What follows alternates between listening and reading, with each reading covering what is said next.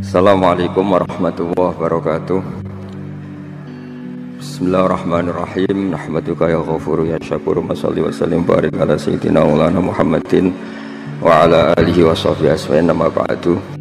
Allah memberi contoh kepada orang-orang kafir, imra'ata Nuhi wa imra'ata Lut kanata tahta abdaini min ibadina sholihaini tapi fakhonata huma falam yukhniya anhuma minallahi syai'a wa qilat khulan nar ma'adakhil. Itu contoh yang perempuan gagal. Tapi perempuan yang sukses padahal suaminya itu enggak benar. Ada juga contohnya wa imra'ata Fir'aun. Sehingga di Indonesia alhamdulillah barokahnya Rasulullah SAW, contoh yang pertama itu hampir jarang terjadi. Yang suaminya soleh, perempuannya tidak solihah itu jarang. Tapi kalau yang lelakinya tidak soleh, perempuannya tetap solihah itu banyak. Jadi alhamdulillah itu barokahnya Rasulullah SAW. Jadi kebalik, kalau di Indonesia malah suaminya nggak bener, istrinya itu bener, solihah itu nggak benernya suami jenengan tuh cek sepele ini Fir'aun. Jadi di Quran tuh cerita ada orang solihah tuh istrinya Fir'aun, nggak tanggung-tanggung, tapi termasuk legenda. Jadi intinya Quran tuh sangat ngapresiasi kesalehannya orang perempuan sampai ada surat Nisa, ada surat Mumtahanah, yang agak ekstrim ya surat Mujadilah. Ada yang baca Mujadilah, ada yang baca Mujadalah. Kalau Mujadilah berarti pakai isim fa'il, kalau Mujadalah pakai masdar. Nabi itu belum pernah dikalahkan sahabat. Tapi kalau sahabat perempuan itu komplain. Nabi kan ditanya, ya Rasulullah, saya ini didihar suami saya.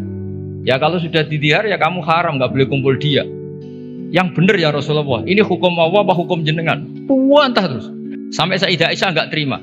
Kamu harus berhenti bantah Rasulullah. Ini Rasulullah jangan kamu bantah. Selagi hukum itu belum dicabut, jenengan tak laporna Allah. Kanjeng Nabi pun dilawan. Akhirnya ya Allah nuruti. Makanya akhirnya dihar itu tidak sama dengan tolak. Mergo qad sami Allah qaulal lati tujadiluka fi zawjiha wa tashtaki ila Allah. Terus dalam sejarah niku dereng ngenten hukum dirombak kecuali mergo dimone perempuan. Wah, cara Pak Hasyim Muzadirian ora ono kiai goblok kecuali mergo disentak bojone. Terus saking tope niku dikomplain. Kanjeng Nabi niki Rasulullah dikomplain. Tapi komplainnya saya ini saged mulai jazano jenengan. Terus pas dikomplain itu Nabi gak pati nurut. Terus perempuan ini pulang, namanya Khawlah binti Sa'labah, pulang sujud. Ya Allah, ini ketentuan Rasulullah berdasar hukum adat. Beliau juga gak ngakui kalau itu dari hukum Allah. Memang Nabi itu ada beberapa hukum yang Nabi sendiri kalau ditanya, ada hukum fikih yang memang minallah, ini gak bisa diotak-atik. Ada hukum yang dijalankan Nabi karena yang berjalan baru demikian. Ini mah agak jelimet di usul fikih. Yang gak menekuni, saya mohon ini tidak jadi fitnah, memang seperti itu. Jadi misalnya ada hukum-hukum yang kata dalam Islam itu kebaikan jahiliyah akan diteruskan dalam Islam dan keburukan jahiliyah akan dihentikan. Jadi kalau hukum jahiliyah itu bagus ya diteruskan. Makanya nikahul jahiliyah itu tidak ada yang dibatalkan oleh apa? Islam. Misalnya dua pasangan itu semua nikah kan zaman apa? Jahiliyah. Karena nikah itu bagus, ya Islam tidak perlu mentajdid lagi, memperbarui lagi. Nah, dihar itu zaman jahiliyah dianggap pantangan. Karena itu dianggap bagus, ya Islam menetapkan dihar itu mirip tolak. Tapi yang ini dikomplain sama Khawlah. Komplainnya nggak tanggung-tanggung, dia ke kamar, sholat sebanyak-banyak. Protes hukum ini, ya Allah tolong dibatalkan. Ini gue gara-gara kayak perhitungan ini gue kayak bujone ini gue ganteng suka. Jadi soal hasil kakean perhitungan. Tapi gak tanggung-tanggung, maturi langsung mbek pengiran watastaki ilam. Wallahu yasma'u tahawurakuma. Jadi Nabi itu debat. Tapi mboten nate ditamu lanang debat. Wong itu nate. Jadi nek ana kiai kalah mbek bojo meneh tek kiai Kanjeng Nabi pun dilawan.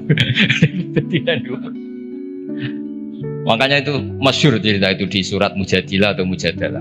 Jadi qaulal lati tujadiluka. Jadi kalau pakai isim fa'il fa huwa mujadilun berhubung muannas fa hiya mujadilatun. Masdarnya mujadalah.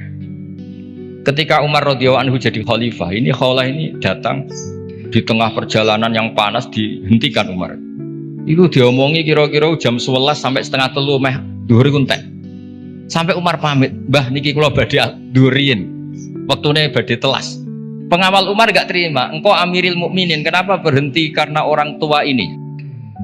Terus kata Sayyidina Umar, "Atadri manil ajus, kamu tahu orang tua ini siapa? Ini Khawlah binti Sa'labah. Sami'aha Allah min fawqi sab'i samawat." Ini orang yang ketika protes didengar Allah dari langit 7. Ayasma'uha Allah wa la yasma'uha Umar. Allah aja mau mendengar, masa Umar tidak mau? Andai kan tidak ada sholat duhur, saya akan dengar sampai dia capek. Jadi sunnahnya kiai kalau istrinya ngomel tolong didengar sampai capek. Karena ijazahnya seperti itu. Tapi syarat perempuannya harus berkualitas kayak Khawlah binti Sa'labah.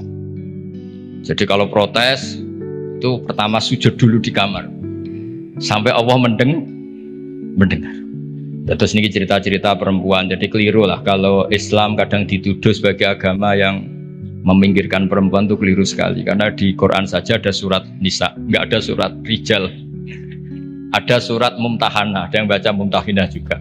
Ada syarat Mujadilah atau Mujadalah. Ini surat-surat jelas bintangnya ini perempuan. Ya, tapi kadang-kadang yang mau coba wamuratuhu hammalatal hatab fi jidiala, itu yang ini yang orang-orang gagal ini. yang itu yang apes, itu yang cerita-cerita itu. Kalau namung badhe cerita sekedhik peran perempuan yang paling luar biasa dan dicatat sejarah dan tidak akan dilupakan niku pengetahuan Khadijah Kubra, pengetahuan Sayyidah Khadijah tentang dalailun nubuwah, tentang bukti-bukti kenabian. Dados dalam banyak literatur perempuan itu dibahas beberapa kali di Quran. Sing paling masyhur tentu Maryam. Wonten Imro'atu Fir'aun. Nak sing diceritakno beling padahal bojone soleh niku nggih Imro'atu Nuh dan Imro'atu Lut. Tapi niku mboten usah diceritakno, mergo niku sing perempuan gagal niku. Terus tapi kalau badhe cerita sekedhik, Sayyidah Khadijah niku garwani Rasulullah Shallallahu Alaihi Wasallam. Beliau itu sudah baca buku banyak. Di antara yang dibaca niku referensi sing di dokumen pamannya, namanya Warokoh bin Naufal. Niku semua alamat kenabian itu ada. Ini ku di antarane calon nabi. Calon nabi itu pasti akan diperlakukan khusus oleh alam. Ini ku tudzilluhul ghamamah tuti'us sahab. Sehingga beliau nyuruh pembantunya namanya Maisarah. Maisarah itu nama lelaki. Kalau di Arab Maisarah itu nama apa? Lelaki. Itu dikan ngawal Nabi perjalanan teng Syam. Terus semua kriteria kenabian itu ada pada diri Rasulullah Shallallahu Alaihi Wasallam. Singkat cerita akhirnya beliau yakin, terus ngelamar. Terus riyen niku sing nglamar niku Khadijah. Lane Mbah Mun sering guyon niku alamate ulama niku warasatul anbiya niku kudune disenengi wong wedok aja seneng. Dadi disenengi iku gagak. Kiriyen Nabi Yusuf disenengi Zulaikha, Kanjeng Nabi disenengi Khadijah. Nak seneng sering kecewa. Singkat cerita, setelah 15 tahun menikah, karena Nabi umur 25, Sayyidah Khadijah umur 40, 15 tahun menanti ini boten jelas mengarah ke calon Nabi. Jadi alamat itu kok tidak muncul lagi. Singkat cerita, pas Nabi Yusuf 40, Nabi kaget, angsal wahyu, disebut Fazia itu kaget. Akhirnya cerita tentang Khadijah. Sausé cerita tentang Khadijah ini sing agak unik. Dari sekian kriteria kenabian itu ditulis di buku, tapi ada yang dipunyai hanya oleh perempuan. Terus para peneliti lelaki itu tidak punya itu hanya perempuan dokumennya. Ketika sudah jadi nabi ini Khadijah matur, ya Rasulullah atau ya Zauji, itu masih panggil ya Zauji. Nanti kalau teman kamu Jibril datang bilang ke saya. Walhasil malaikat Jibril ini rawuh. Ketika malaikat Jibril rawuh niki radi agak-agak gimana nih? Faka syafat ansaubiha. Mboten usah pikiran sing macam-macam. Barang sebagian tubuhnya dibuka, Khadijah tangkel. Jibril masih. Jare Nabi, lari. Terus ditutup malih, ditanya, Jibril ijek, sekarang datang lagi. Ternyata di antara dokumen yang dipunyai Sayyidah Khadijah, kalau Muhammad ini nabi betul, maka malaikat itu cirinya kalau melihat aurat perempuan tuh lari. Makanya ini dokumen hanya khusus perempuan. Padahal Khadijah ini tidak tahu malaikat tidak tahu, dan Nabi juga agak ngerti kalau posisinya dites. Jadi Nabi pas santai-santai mbek Khadijah bilang, engkau nak kancamu teko. Kalau istilahkan sohib hukum, kalau yang memberi wahyu kamu datang, bilang ke saya. Itu bukti seakurat-akuratnya. Kalau seorang nabi itu ummi itu makun tadrimal kita bualal iman, nabi ya tidak tahu.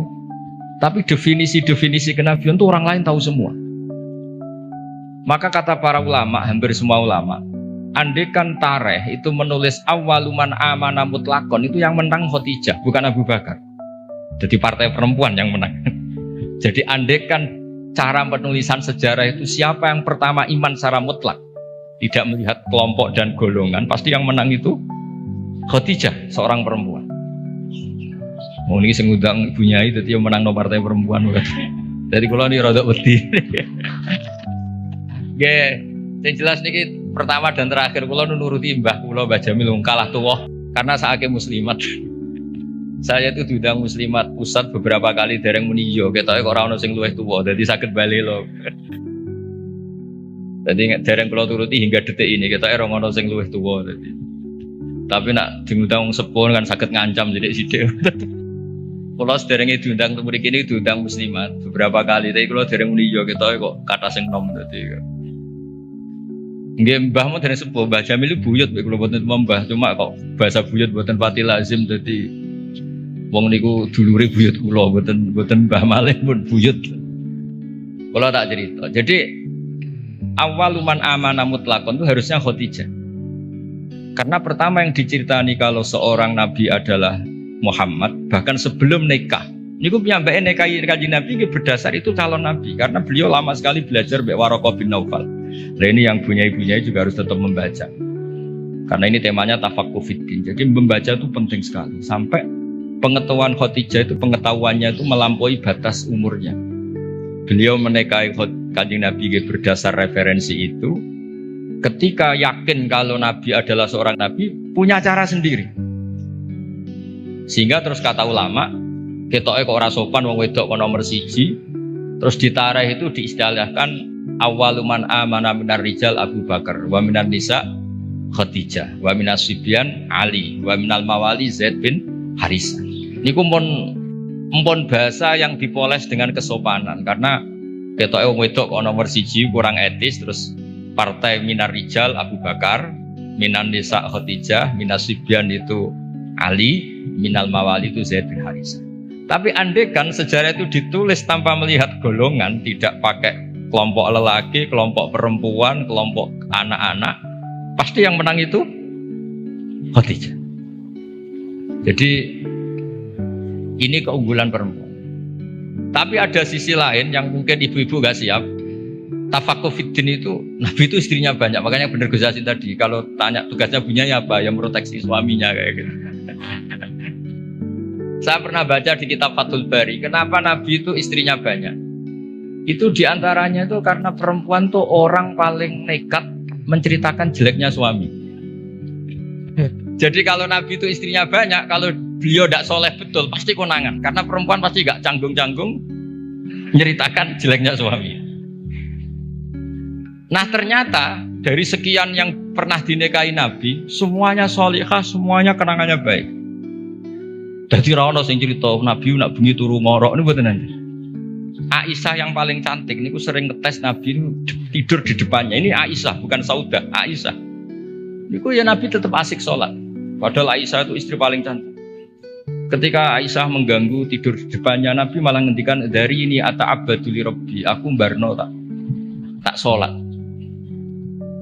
Sampai Sayyidah Aisyah ketika putus asa ngendikan fa'uqaddimu hawahu ala hawaya, saya mengalahkan selera saya, mendahulukan selera beliau yang ingin sholat. Begitu juga Zainab, cantik, Itu ya punya wiridan-wiridan dari Nabi. Maimunah juga gitu. Nah itu andekan Nabi itu figur yang hanya soleh di luar, di dalam tidak soleh, pasti ini bocor. Siapa bisa nandingi perempuan? Pasti bocor. Tapi ternyata enggak. Makanya kata Ibnu Hajar al-Asqalani dalam kitab Fathul Bari itu, adallu dalilin ala nubuwati Rasulillah Muhammad sallallahu alaihi wasallam adalah cerita para istrinya. Padahal mereka banyak, artinya banyak itu ya cemburu, ya macam-macam. Harusnya karena cemburu ini kan terus ceritanya ngawur. Ternyata enggak juga. Itu betapa solehnya Nabi sallallahu alaihi wasallam.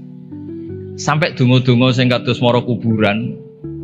Iku ya barokah cemburu. Terus Nabi wae teng Sayyidah Aisyah terus keluar. Pikiran Aisyah pasti ke istri yang lain ditututi.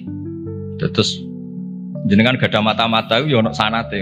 Jadi ditututi. Ditututi ternyata mboten pirsa Nabi kalau ditututi. Ternyata kalau malam niku nilii teng baki. Nilii teng baki assalamualaikum warahmatullahi mukminin wa inna insyaallah bikum lahiqun. Niku riwayat Sayyidah Aisyah berdasar cemburu gara-gara buntuti ini akhirnya riwayat. Oh ternyata bojoku nak dalu iku penggaweane maro kuburan. Terus begitu juga cerita-cerita yang lain. Belum masalah hukum. Dulu hukum itu tidak diketahui kalau tidak barokahnya perempuan-perempuan itu. Ada sahabat tuh agak usil. Gimana hukumnya mencium istri ketika Ramadan? Batal enggak ya? Sing ditakoki adalah jenis-jenis yang kayak Nabi itu ya kita serah nopo wis cara ngempet iku kuat lah. Tanya Maimunah, apalagi Sauda. Kata Maimunah, kalau ke saya kayaknya enggak. Yang potensi ya itu tanya ke Aisyah. Karena Aisyah ini paling cantik, paling muda. Akhirnya tanya. Dan dijawab oleh Aisyah, qabbalani Rasulullah wa wasaim. Nabi itu kalau puasa ya kadang mencium saya, Nabi tetap puasa. Akhirnya jadi fikih, qublatuz zauji li zaujah itu tidak batal. Menciumnya suami ke istri itu asal mencium saja itu tidak batal. Jadi dokumentasi hukum fikhiyah itu semuanya itu terutama yang masail perempuan itu barokahnya perempuan-perempuan istrinya Nabi. Tadi benar yang dikatakan Gus Hasin, dokumentasi itu hanya ada di istri-istri Nabi. Makanya kata Ibnu Hajar al-Asqalani, andai kan tidak ada istrinya Nabi, maka dalailun nubuwah, kesolehan orang di rumah itu kan ukuran. Misalnya di luar kiai-kiai kadang ngetokno waroi zuhud, barang nang omah muangan tuh haduk. Jebule gayane mangan sithik iku mau jaim jaga imet tok.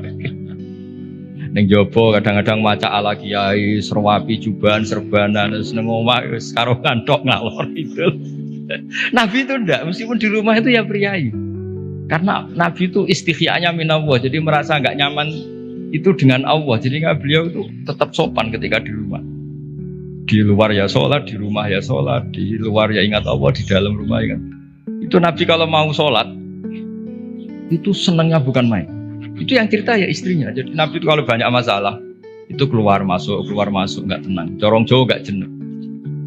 Itu ketika ada adzan Nabi alhamdulillah, arifna ya Bilal. Alhamdulillah waktu sholat sudah masuk, arifna ya Bilal. Ayo cepat Bilal datang ke sini, saya ingin istirahat. Itu istrinya tahu bahwa Nabi itu hiburannya tidak dengan istri-istrinya, tapi dengan sholat. Oh istrinya sampean tetap nggak tahu kalau suaminya gitu, pasti tidak tahu karena tidak ada buktinya. Itu Nabi itu kalau belum sholat tuh keluar masuk. Tapi ketika waktu sholat terus arifna ya Bilal, ayo aku kasih istirahat Bilal. Tuh kalau mau sholat tuh senangnya bukan main. Makanya ketika waktu rotu aini fisol. Dan itu kesaksian seorang perempuan. Itu nggak mungkin nggak bener itu karena tadi sekali nggak bener digeger. Corong jauh dikeranyam kira-kira gitu. Jadi ini cerita-cerita unik yang mungkin harus dikaji ya karena ini disebut tafaqquh fiddin.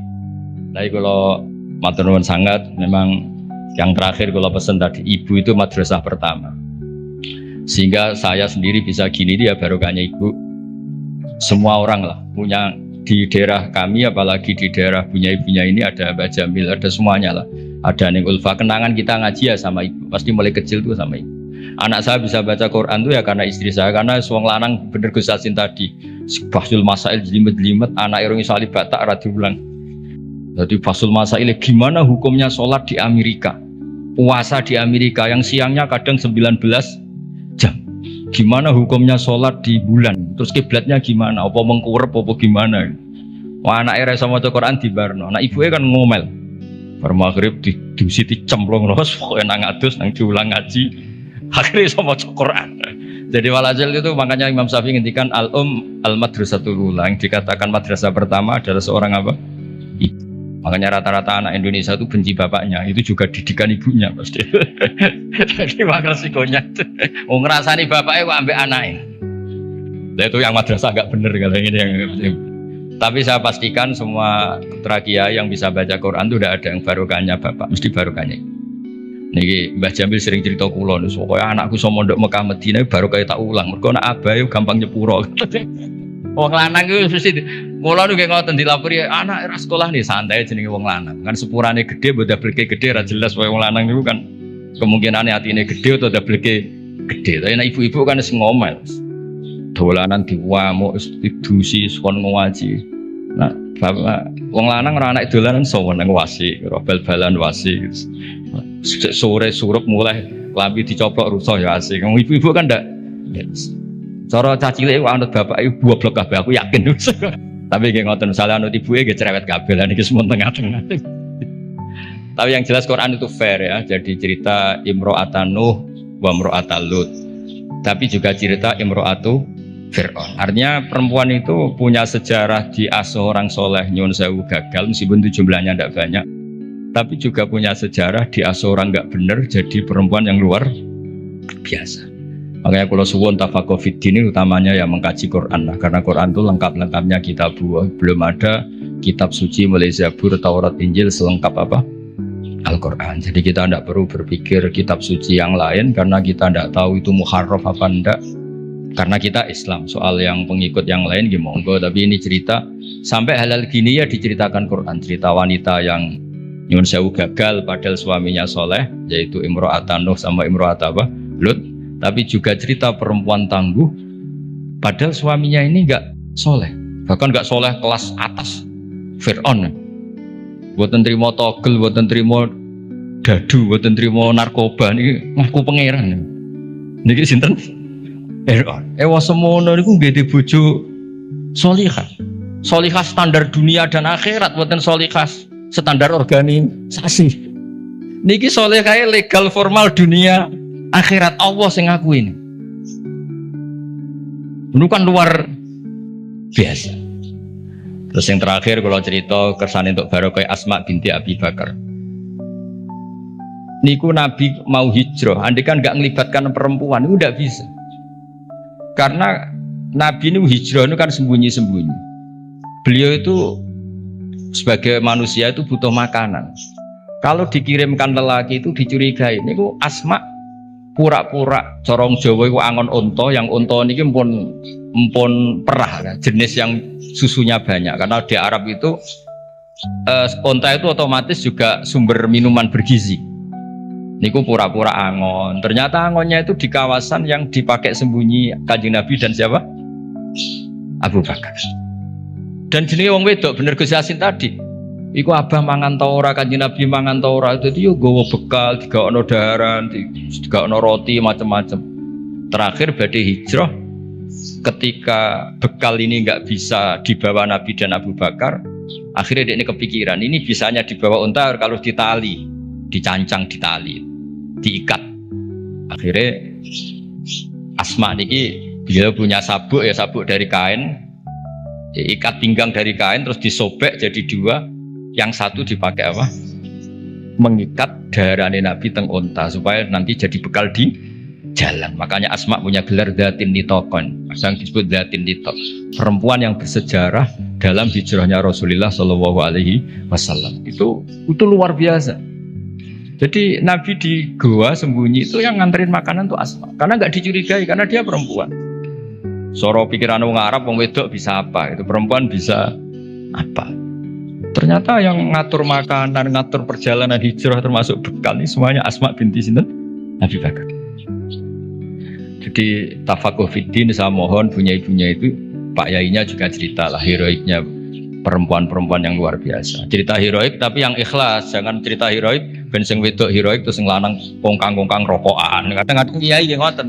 Berbunya ini sergem mulang, kiai ini biasanya menjagungan ya berkebunnya. Makanya di Indonesia banyak pondok yang pondok putrinya hidup, pondok cowoknya enggak hidup karena kiainya santai, punya ini waras. Jadi ribet ya. Jadi memang lanang itu gitu. Kalau sing wedok tenanan, sing lanang itu sing santai. Jadi memang hidup itu tidak pernah sempurna, tapi bagus lah. Gak sempurna itu ya bagus karena jadi tawadhu. Terus, walhasil kalau cerita betapa perempuan itu dihormati di Quran. Dan itu detail. Allah kalau cerita perempuan itu detail. Mulai ceritanya tadi detail sekali. Makanya kalau belajar Musnad Ahmad itu diantaranya ada cerita Nisaul Ansor. Jadi ada beberapa juz yang memang hanya cerita tentang perempuan.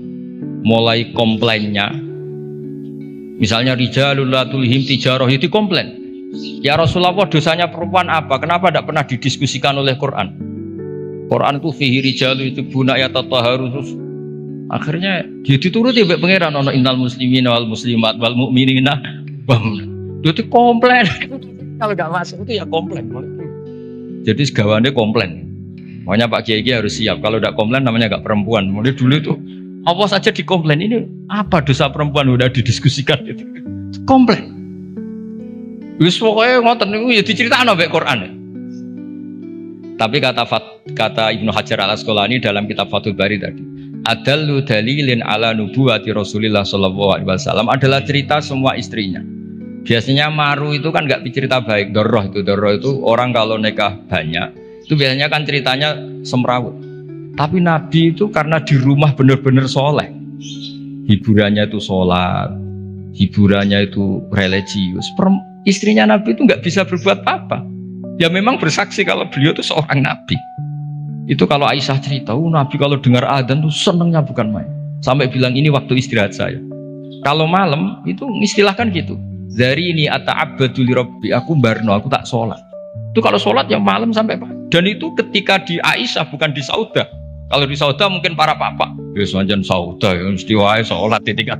Ini di cerita Sayyidah Aisyah. Banyak kiai istrinya tidak tanci saja gak tahajud. Lalu nak bojone ayu malah atau tahajud kan. Ini Sayyidah siapa? Aisyah. Zainab juga gitu. Setelah Rasulullah intaqala ila rafiqil a'la, setelah Rasulullah itu kapundhut, bahasa hadisnya intaqala ila rafiqil a'la. Niku Sayyidah Zainab tuh kalau wiridan di masjid tuh sampai kayak apa?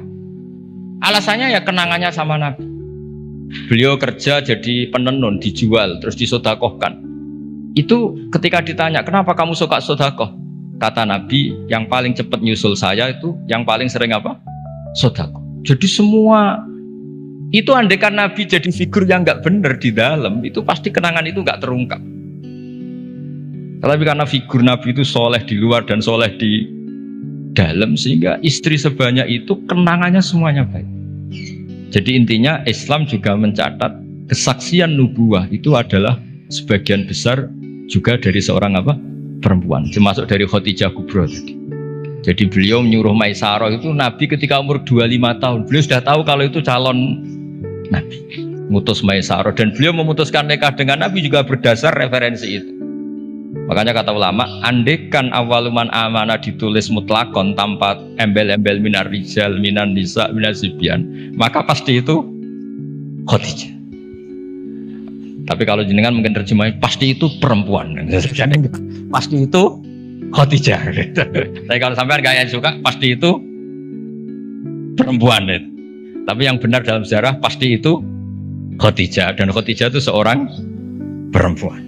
Ini buatan maklaran tapi memang itu fakta. Banyak ngoten.